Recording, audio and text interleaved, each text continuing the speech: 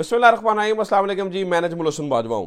नाज़रीन किराम, इस वक्त एक इंतहाई अहम तरीन समाअत जारी है चीफ जस्टिस के चैम्बर में, और इस चीफ जस्टिस के चैम्बर के अंदर आज बड़े फैसले होने जा रहे हैं। गवर्नर स्टेट बैंक को बुलाया गया है, सेक्रेटरी खजाना को बुलाया गया है, अटॉर्नी जनरल को बुलाया गया है, और आज ये वाज़ेह हो जाएगा कि पहले पहले तौहीन अदालत किसके ऊपर जो है ना वो लगनी है।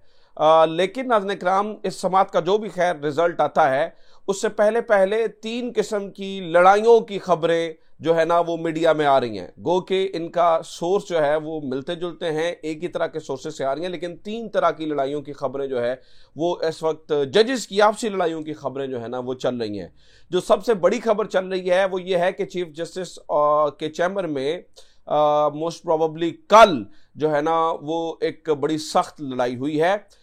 खबर ये बताई जा रही है कि जस्टिस काजी फायज ईसा और उनके अलावा 4 जज यानी कि उमर अता बंदयाल और बाकी 3 जज जो है वो मौजूद थे चीफ जस्टिस के चैम्बर में, जहां पर शदीद जो है वो बहस व मुबाहसा हुआ। बात इस हद तक बड़ी, इतनी तल्ख कलामी हुई कि बात चैम्बर से बाहर निकली, आवाज़ जो है वो सुप्रीम कोर्ट की इमारत में गूंजी, उसके बाद बात हाथापाई तक जा पहुंची। ये इस वक्त जो है ना वो खबर दी जा रही है। इसके अलावा जजेस कॉलोनी में कुछ वाकयात हुए हैं, उनको भी रिपोर्ट किया जा रहा है। तो मैं अभी आपके सामने सारी तफसीलात रख देता हूँ। ये क्या वाकयात जो है ना वो सामने आ रहे हैं, ये किन वाकयात, इनको क्यों कोट किया जा रहा है, और ये वाकयात क्या इस तरह से हुए हैं या नहीं हुए हैं, खबर कहाँ से आ रही है, खबर देने वाला कौन है, और वो कौन कह रहा है कि मेरा नाम नहीं लेना है। ठीक है, तो ये 2-3 चीज़ों को जो है ना वो जानना ज़रूरी है, ताकि हमें अंदाज़ा हो सके कि ये सब इस टाइम पर जो है वो क्यों हो रहा है। ये इन टाइमिंग भी नाज़रीन बहुत ज़्यादा इंपॉर्टेंट है। तो मैं आपको सबसे पहले जो है ना जो वाकयात जिनको रिपोर्ट किया गया है वो वाकयात सुन लीजिए कि किस किस तरह से रिपोर्ट हो रहे हैं। फिर मैं आपके सामने असल हकीकत भी रख दूंगा कि वाकयात किस तरह से हो रहे हैं, रिपोर्टिंग क्यों की जा रही है और उसके पीछे असल वजह क्या है। सबसे पहला और बड़ा वाकया तो नाज़रीन किराम जो है ना वो जो मामला शुरू हुआ ना, पहले तल्ख कलामी के लिए माहौल बनाया गया। पहली खबर ये आई कि जजेस कॉलोनी के अंदर हुआ ये है कि एक धड़े के जजेस ने दूसरे धड़े के जजेस से अफ्तारियां लेने से माजरत कर ली है। यानी कि अफ्तारी भेजी गई एक घर से दूसरे घर में, तो जो दूसरे घर वाले यानी कि इस धड़े के लोग थे जिनके बारे में कहा जा रहा है जी वो चीफ जस्टिस के धड़े के लोग थे, उन्होंने जिस घर से अफ्तारी आई थी उसको वापस भिजवा दिया। इसको रिपोर्ट किया जा रहा है, और इनको रिपोर्ट करने के लिए करने वाला नाज़रीन किराम एक या 2 शख्स हैं। एक का नाम है असद तूर, ठीक है, और दूसरे हसन अयूब, और इस तरह के इन जैसे मिलते जुलते लोग हैं, असद तूर, हसन अयूब और हसनात मलिक। लेकिन मोस्ट ज़्यादा जो चीज़ें इस तरह के सामने आ रही हैं वो असद तूर कर रहे हैं। दूसरा वाक़या सुन लीजिए, फिर मैं आपको बताता हूँ कि असल कहानी क्या है। दूसरा वाक़या जनाब, कल जुडिशल कमीशन ऑफ पाकिस्तान का इजलास था। जुडिशल कमीशन ऑफ पाकिस्तान के इजलास के अंदर ये जो chief justice high court Peshawar high court miss Hilali जो हैं वो लगी हैं, उनकी कंफर्मेशन के लिए इस इजलास को बुलाया गया था। रिपोर्ट ये किया जा रहा है कि इस इजलास के बाद जो ही ये बड़े खुशगवार माहौल में ये इजलास ख़त्म हो गया, इस इजलास के बाद chief justice of Pakistan justice Umar Ata Bandial ने 3 जजेस को बुलाया।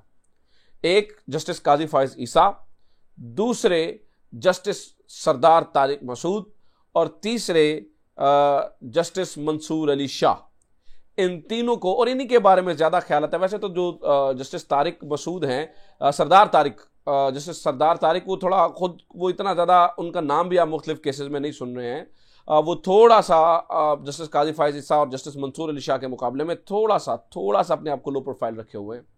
लेकिन खैर इन तीनों को बुलाया गया क्योंकि समझा जाता है कि जस्टिस काजी फायज ईसा के बाद कुछ ज़्यादा वोकल है ये जो पूरा मामला है या जो गड़बड़ चल रही है उसके अंदर जस्टिस मंसूर अली शाह हैं।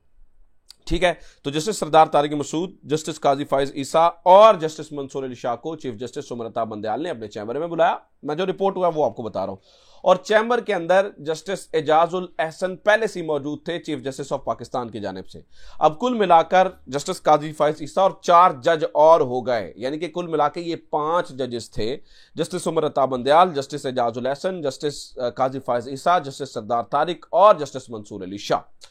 बताया जाता है कि ये बात शुरू हुई, जो भी चल रहा है मामला किस तरह से चल रहे हैं, क्या हो रहा है क्या नहीं होना चाहिए, इसके ऊपर जो है ना वो बात शुरू हो गई।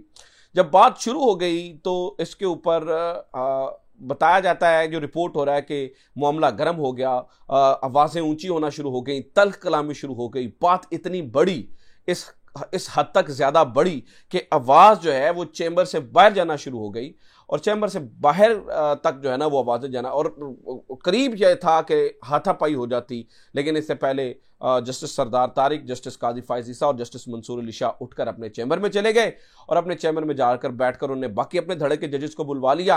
और इधर से चीफ जस्टिस उमर अता बंदयाल थे, उन्होंने बाकी अपने धड़े के जजेस को बुला लिया, इधर 8 उधर 7, और बैठ के जो है ना वो मीटिंग शीटिंग हुई।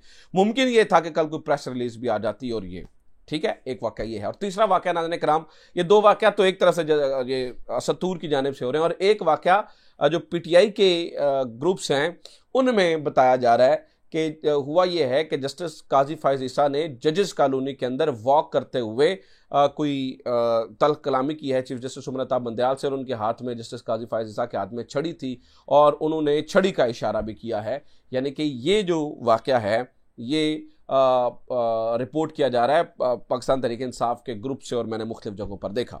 अब नाज़रीन किराम बात समझिएगा, मैं आपके सामने हक़ाइक़ रखने वाला हूँ। मसला ये है, इस वक्त चीफ जस्टिस उमर अता बंदयाल को कंट्रोवर्शियल करना बहुत ज़्यादा ज़रूरी है।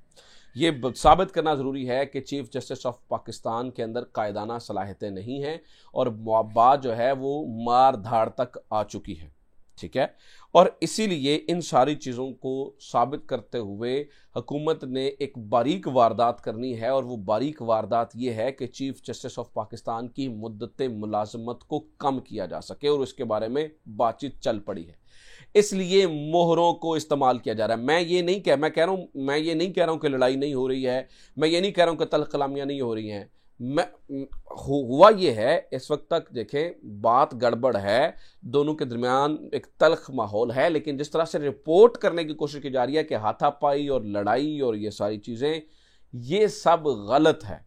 बात इस हद तक नहीं गई है। मुमकिन है जुडिशल कमीशन ऑफ पाकिस्तान के इजलास के पहले अभी रिपोर्ट्स आ रही हैं, सदीक जान ने भी इस बारे में कहा है कि वो भी कंफर्म करने की कोशिश करेंगे, क्योंकि बताने वाले बताते हैं कि खास जगह से मैसेजेस आ रहे हैं और कहा जा रहा है कि हमारा हवाला नहीं देना और आप इस वाक़े को रिपोर्ट करें। और असद यार देखें, चैम्बर के अंदर कोई सरकारी मुलाजिम मौजूद नहीं था, सारे जजेस मौजूद थे, तो या तो असद तूर को इन सारे जजेस में से किसी ने बताया, ठीक है, या फिर जो है ना वो मतलब उन्हें कोई इल्हाम हो गया, ऐसा तो नहीं है।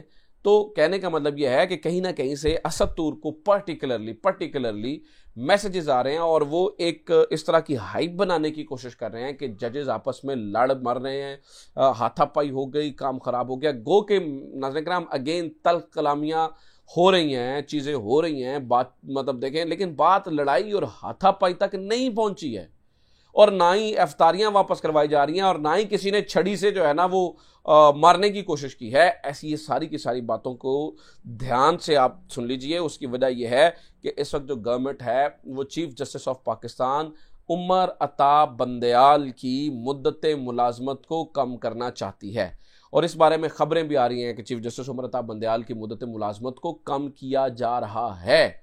गो के वो भी सुप्रीम कोर्ट के प्रोसीजर्स को जो है ना वो अमेंड करके आपको करना पड़ेगा। ऑलरेडी जो है ना वो इसके ऊपर जो आपने करने की कोशिश की, इसके ऊपर चीफ जस्टिस ऑफ पाकिस्तान ने 8 जजेस के हमरा बैठकर जो है ना वो उसके ऊपर हुक्म इम्तना दे दिया है।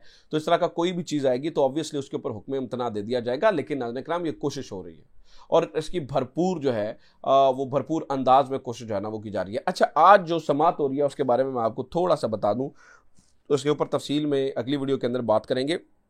लेकिन अटॉर्नी जनरल पाकिस्तान ने अभी चैम्बर के अंदर जाते हुए ये कहा है, जी पार्लियामेंट इजाज़त नहीं दे रही है वफाकी हुकूमत को कि आप जो है वो फंड्स दें।